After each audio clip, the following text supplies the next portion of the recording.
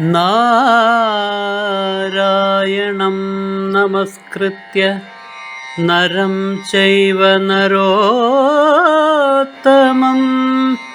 ദേവീം സരസ്വതീം വ്യാസം തതോ ജയമുദീരയേ. അർത്ഥശാസ്ത്രമിദം പുണ്യം ധർമ്മശാസ്ത്രമിദം പരം മോക്ഷശാസ്ത്രമിദം പ്രോക്തം വ്യാസേനാമിതബുദ്ധിനാ.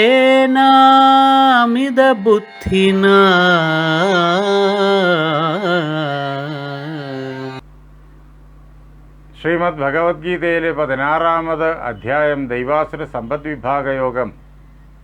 അതാണ് ഏറെ നാളുകളായിട്ട് നാം പഠിച്ചുകൊണ്ടിരിക്കുന്നത്. ദൈവീ സമ്പത്തും അസുരീ സമ്പത്തും എല്ലാ ജീവരാശിയിലും പല അളവുകളിൽ പല പ്രകാരത്തിൽ കലർന്നിരിക്കുന്നു. അതുകൂടാതൊരു സൃഷ്ടി ഈ ജഗത്തിലില്ല എന്നുള്ളതാണ് വാസ്തവം. അതിനാൽ നമ്മെ തന്നെ, നമ്മുടെ അന്തരംഗത്തെ തന്നെ കൃത്യമായി മനസ്സിലാക്കാനും നമ്മുടെ പുരോഗതിക്കുള്ളതായ മാർഗം കണ്ടെത്താനും ദൈവാസുര സമ്പദ് വിഭാഗയോഗം നാം നന്നായി പഠിക്കണം.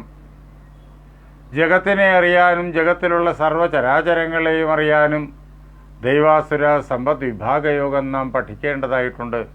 അതിനാൽ ഗീത പഠിക്കുമ്പോൾ ആദ്യമേ തന്നെ ശ്രദ്ധയോടുകൂടി പഠിക്കേണ്ട അധ്യായമാണ് 16-ാമത്തേത്. അതിൽ ദൈവീ സമ്പത്ത് വ്യാസഭഗവാൻ അതിൻ്റെ ധർമ്മങ്ങൾ പറഞ്ഞു തന്ന പ്രകാരത്തിൽ നാം നമ്മുടെ ചർച്ചയ്ക്ക് വിധേയമാക്കിക്കൊണ്ടിരിക്കുകയാണ്. അങ്ങനെ അദ്ദേഹം നമുക്ക് തന്ന ആ ദൈവീ സമ്പത്തിൻ്റെ ധർമ്മങ്ങൾ സൂക്ഷ്മമായി മനസ്സിലാക്കാൻ ഈ കഥകളുടെ സഹായം നമുക്ക് വളരെയേറെ പ്രയോജനപ്പെടുന്നു. മഹാഭാരത കഥയുമായി ബന്ധപ്പെടുത്തി പഠിക്കുമ്പോഴാണ് വ്യാസൻ ആ വാക്കുകൾ കൊണ്ട് വ്യക്തമാക്കി വച്ചിരിക്കുന്ന അർത്ഥത്തിൻ്റെ ഗഹനത, അതിൻ്റെ പരപ്പ് നമുക്ക് വ്യക്തമായി തീരുക. ദൈവീ സമ്പത്തിനെ അദ്ദേഹം പ്രതിപാദിക്കുന്നത് 3 ശ്ലോകങ്ങളിലൂടെയാണ്. അതിലെ 3-ാമത്തെ ശ്ലോകം ഈ പ്രകാരത്തിലാണ്. 1-2 ശ്ലോകങ്ങൾ അതിലൂടെ അദ്ദേഹം ആവിഷ്കരിച്ചിരിക്കുന്നതായ ദൈവീ സമ്പത്തിൻ്റെ ധർമ്മങ്ങളെല്ലാം നാം നേരത്തെ കണ്ടു കഴിഞ്ഞു. 3-ാമത് ശ്ലോകം ഇങ്ങനെയാണ്: തേജക്ഷമ ധൃതിശൗചം അദ്രോഹോ നാതിമാനിത ഭവന്തി സമ്പദം ദൈവീം അഭിജാതസ്യ ഭാരത. അങ്ങനെ തേജസ്, ക്ഷമ, ധൃതി, ശൗചം, അദ്രോഹം, അതേപോലെ അഹങ്കാരത്തിൻ്റെ അഭാവം, ഗർവത്തിൻ്റെ അഭാവം, ഇതൊക്കെ ദൈവീ സമ്പത്താണ്. തേജസ്സും ക്ഷമയും എല്ലാം നാം നേരിട്ട് മഹാഭാരത കഥയിലൂടെ കണ്ടു. ധൃതിയെയും ശൗചത്തെയും മഹാഭാരതത്തിലെ വനപർവ്വത്തിൽ മാർക്കണ്ഡേയ ഋഷിയുടെ വാക്യമായിട്ട് വ്യാസഭഗവാൻ നിബന്ധിച്ചിരിക്കുന്ന സത്യവാൻ്റെയും സാവിത്രിയുടെയും കഥയിലൂടെ നാം കഴിഞ്ഞ 2 ദിവസങ്ങളായിട്ട് പഠിച്ചുകൊണ്ടിരിക്കുകയായിരുന്നു. സത്യവാൻ്റെ ആയുസ് വളരെ ക്ഷീണമാണ്. സത്യവാൻ്റെ ജീവനെ യമപുരിയിലേക്ക് കൊണ്ടുപോകാൻ വേണ്ടി യമധർമ്മൻ തന്നെ വരുന്ന ദിവസം സാവിത്രി നാരദനിൽ നിന്ന് കേട്ടറിഞ്ഞിരുന്നു. അത് മറ്റാരോടും പറയാതെ രഹസ്യമാക്കിയും വച്ചിരുന്നു. സത്യവാനോട് വിവാഹിതയായ സാവിത്രി ആ കൃത്യമായ ദിവസത്തിന് 3 ദിവസം മുമ്പ് മുതൽ തന്നെ അതികഠിനമായിട്ടുള്ള വ്രതം അനുഷ്ഠിച്ചു തുടങ്ങി. സാവിത്രിയുടെ ജീവിതം യഥാർത്ഥത്തിൽ ബാല്യം തൊട്ട് തന്നെ വ്രതാനുഷ്ഠാനങ്ങളുടെ ഒരു വലിയ പരമ്പരയാണ്. ഈ ദിവസങ്ങളിലാകട്ടെ സത്യവാൻ്റെ ജീവനെ കാലൻ്റെ പിടിയിൽ നിന്ന് രക്ഷപ്പെടുത്താൻ വേണ്ടി സവിശേഷമായ കഠിനവ്രതം. ആ വ്രതത്തിൻ്റെ 4-ാം ദിവസം സത്യവാന് ഈ ലോകത്തോട് യാത്ര പറയാനുള്ള ദിവസം. സത്യവാൻ അതിനെക്കുറിച്ച് അറിയില്ല. സത്യവാൻ്റെ മാതാപിതാക്കൾക്ക് ആർക്കും അറിയില്ല. സത്യവാൻ കാട്ടിൽ പഴങ്ങളും വിറകും ശേഖരിക്കാൻ പോകുമ്പോൾ സത്യവാൻ്റെ മാതാപിതാക്കളുടെ അനുവാദത്തോടു കൂടിയിട്ട് സാവിത്രിയും കൂടെ പുറപ്പെട്ടു.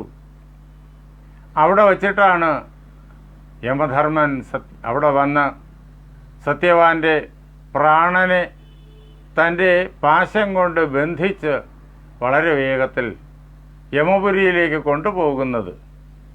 സാവിത്രി യമധർമ്മനോടൊപ്പം ചെന്നു. സാവിത്രിയെ മടക്കി അയക്കാൻ വേണ്ടിയിട്ട് യമധർമ്മൻ നല്ലവണ്ണം നിർബന്ധിച്ച് യുക്തിസഹമായിട്ട് അനേക കാര്യങ്ങൾ പറഞ്ഞു. പക്ഷേ അതിനെല്ലാം കൃത്യമായിട്ടുള്ള മറുപടി ധർമ്മത്തിൻ്റെ ഉറച്ച അടിത്തറയിൽ നിന്നുകൊണ്ട് സാവിത്രി നൽകുന്നത് നാം കാണുന്നുണ്ട്. അങ്ങനെ യമധർമ്മൻ സാവിത്രിയും അടങ്ങിപ്പോകുന്നില്ല.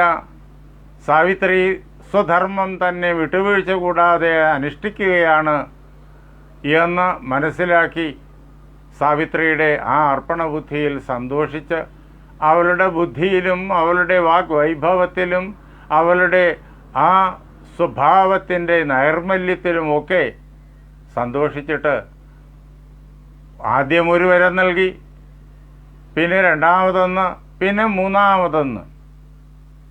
ഈ 3 വരങ്ങളും സാവിത്രി തൻ്റെ ധർമ്മത്തിന് അനുസൃതമായി ചോദിച്ചു. യമധർമ്മൻ നൽകുകയും ചെയ്തു. വരങ്ങൾ നൽകാം, ഞാനിതാ വരം നൽകാം, നീ ചോദിച്ചുകൊള്ളൂ, ഈ സത്യവാൻ്റെ ജീവിതം ഒഴിച്ച് എന്നാണ് ആദ്യത്തെ വരം ചോദിച്ചുകൊള്ളാൻ യമധർമ്മൻ അനുഗ്രഹിക്കുമ്പോഴേ പറഞ്ഞിരുന്നത്. അതുകൊണ്ട് സത്യവാൻ്റെ ജീവിതം ചോദിക്കാനായില്ല. അതിനു വേണ്ടിയിട്ടാണ് അവൾ വന്നിരിക്കുന്നത്. പക്ഷേ അത് യമധർമ്മൻ ആദ്യമേ തടഞ്ഞിരിക്കുന്നു. അതുകൊണ്ട് തൻ്റെ ശ്വശുരൻ്റെ സത്യവാൻ്റെ പിതാവിൻ്റെ അന്ധത നീങ്ങാൻ വേണ്ടിയിട്ട് ആദ്യത്തെ വരം ചോദിച്ചു. രണ്ടാമതും യമധർമ്മൻ വരം ചോദിച്ചു കൊള്ളാൻ പറഞ്ഞപ്പോൾ അപ്പോഴും അദ്ദേഹം അതിൻ്റെ വ്യവസ്ഥ പറഞ്ഞു, സത്യവാൻ്റെ ജീവിതമൊഴിച്ച്. ആ അവസരത്തിൽ സാവിത്രി തൻ്റെ ശ്വശുരന് നഷ്ടപ്പെട്ടു പോയതായ രാജ്യാധികാരം മടക്കി കിട്ടണം എന്ന വരം ചോദിച്ചു. അത് കഴിഞ്ഞും അവളെ മടക്കി അയക്കാനാകുന്നില്ല യമധർമ്മൻ എത്ര വിചാരിച്ചിട്ടും. അപ്പോൾ യമധർമ്മനോട് അവൾ പറഞ്ഞ വാക്കുകൾ കേട്ട് യമധർമ്മന് സന്തോഷം ഏറെ ഉണ്ടായിട്ട് മൂന്നാമതും ഒരു വരം ചോദിച്ചു കൊള്ളാൻ യമധർമ്മൻ കൽപ്പനയായി. അപ്പോൾ തൻ്റെ പിതാവിന് ആൺമക്കളില്ല, അദ്ദേഹത്തിന് വേണ്ടിയിട്ട് 100 ആൺമക്കളെ വംശവൃദ്ധിക്ക് വേണ്ടിയിട്ട് നൽകണം എന്നായിരുന്നു അവളുടെ അഭ്യർത്ഥന. അതും അദ്ദേഹം നൽകി. അദ്ദേഹം പറഞ്ഞു, കുലസ്യ സന്താനകരം സുവർച്ചസം ശതം സുതാനാം പിതരസ്തുതേ ശുഭേ. അല്ലയോ മംഗളകരമായ സ്വഭാവത്തോടുകൂടിയവളെ, നിന്റെ പിതാവിന് അദ്ദേഹത്തിൻ്റെ വംശം നിലനിർത്തുവാൻ വേണ്ടിയിട്ടുള്ള എല്ലാ കഴിവും അറിവും സാമർഥ്യവും ആയുസ്സുമുള്ള 100 മക്കൾ, ആൺമക്കൾ ജനിക്കട്ടെ എന്ന് അനുഗ്രഹിച്ചു. എന്ന് മാത്രമല്ല, അവർക്കും അതേപോലെ യോഗ്യരായിട്ടുള്ള സന്താനങ്ങൾ ഉണ്ടാകട്ടെ. അങ്ങനെ ദീർഘകാലം, നൂറ്റാണ്ടുകൾ ആ വംശം സമൃദ്ധമായി നിലനിൽക്കട്ടെ എന്ന് അഭ്യർത്ഥിച്ചു, എന്ന് അനുഗ്രഹിച്ചു. എന്നിട്ട് യമധർമ്മൻ പറഞ്ഞു, കൃതേന കാമേന നരാധിപാത്മജേ നിവർത്ത ദൂരം ഹി പഥസ്ത്വമാഗത. അല്ലയോ രാജകുമാരി, നിന്റെ ആഗ്രഹങ്ങൾ ഇതാ പരിപൂർണമായി നിറവേറ്റി കഴിഞ്ഞിരിക്കുന്നു. 3 ആഗ്രഹങ്ങൾ, 3 വരം ചോദിച്ചുകൊള്ളാൻ ഞാൻ പറഞ്ഞപ്പോൾ നീ 3 ആഗ്രഹങ്ങൾ എൻ്റെ മുന്നിൽ സമർപ്പിച്ചു. ആ 3 ആഗ്രഹങ്ങളും ഇതാ സമ്പൂർണമായി കഴിഞ്ഞിരിക്കുന്നു. ഇനി നിനക്ക് മടങ്ങിപ്പോകാം. നീ വളരെ ദൂരം എന്നോടൊപ്പം സഞ്ചരിച്ചു കഴിഞ്ഞിരിക്കുന്നു ഈ ദക്ഷിണ ദിശയിലേക്ക്. നിന്റെ ശരീരമാകെ തളർന്നിട്ടുണ്ടാകും, യാതൊരു സംശയവുമില്ല. അതിനാൽ തിരിച്ചു പോകൂ എന്ന് ഏതെങ്കിലും പ്രകാരത്തിൽ സാവിത്രിയെ മടക്കി അയക്കാനായാൽ സത്യവാൻ്റെ ജീവിതവുമായിട്ട് തനിക്ക് യമപുരിയിലെത്താം. പക്ഷേ സാവിത്രി തൻ്റെ കൂടെയാണ് യമപുരിയിലേക്ക് സത്യവാൻ്റെ ജീവനെ കൊണ്ടുപോയി കഴിഞ്ഞാൽ സാവിത്രി കൂടെ യമപുരിയിലേക്ക് പ്രവേശിക്കും. അത്ര നിഷ്ഠയോടുകൂടിയിട്ടാണ് സാവിത്രിയുടെ വരവ്. അതിനുള്ളതായ ധാർമ്മിക ബലം, അതിനുള്ളതായ തപോബലം സാവിത്രിക്കുണ്ട്. അതുകൊണ്ട് യമധർമ്മൻ മടങ്ങിപ്പോകാൻ വേണ്ടിയിട്ട് വീണ്ടും സ്നേഹത്തോടുകൂടി നിർബന്ധമായി പറഞ്ഞു, വളരെ ദൂരം നീ ഇതാ സഞ്ചരിച്ചു കഴിഞ്ഞിരിക്കുന്നു, ഇനിയും പാടില്ല. അപ്പോഴേക്കും സാവിത്രി അദ്ദേഹത്തോട് പറഞ്ഞു, ന ദൂരം ഏതന്മമ ഭർതൃസന്നിധൗ, ഈ യാത്ര ചെയ്തതൊന്നും എനിക്കൊരു ദൂരമല്ല.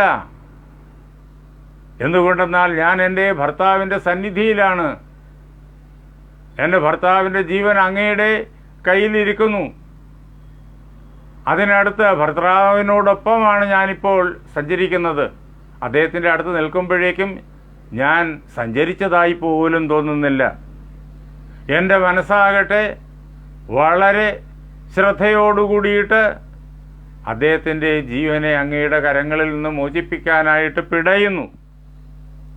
അതുകൊണ്ട് അഥ വ്രജന്നേവ ഗിരം സമുദ്യതാം മയോച്യമാനാം ശൃണുഭൂയേവച്ച.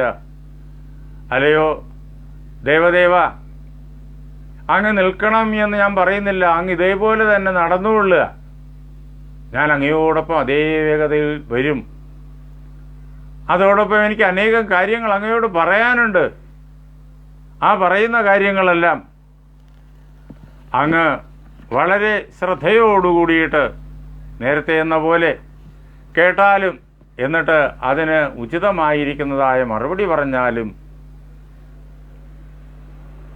എന്ന് മുഖവരയായി പറഞ്ഞുകൊണ്ട് സാവിത്രി അദ്ദേഹത്തോട് പറഞ്ഞു, ആത്മന്യപിന്ന വിശ്വാസ തഥാ ഭവതി സത്സുയ.